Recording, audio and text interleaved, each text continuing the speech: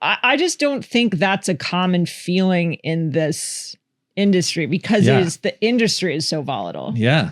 That you just don't, I think you can feel, certainly I think people have moments where you're like, oh, I'm hot shit because I sold something or I got this job or whatever. Yeah. But then that ends. Yeah. And then you're just alone with your nightmares. Yeah. Yeah.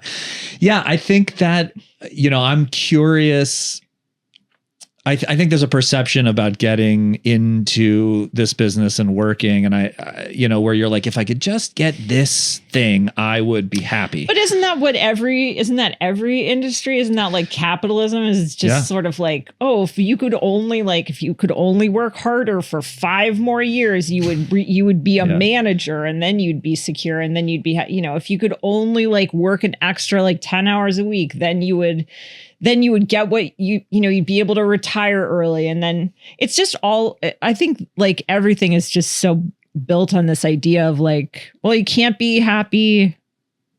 You're not supposed to be happy with what you have. You're supposed to always be striving and always be like, oh, if only I had my own show, or if only I was running the show or what. And that is one thing that I don't suffer from, is like, I'm very happy to just be doing what I'm doing and just try to enjoy the time that you get to work, especially when you're working on something that you like and with people that you like.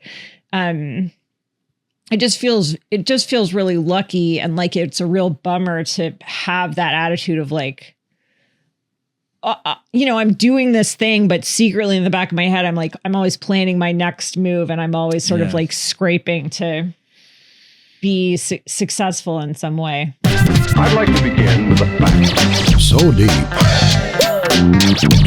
So deep. We're in Chicago, New York, or Los Angeles. You have to go deeper, I think.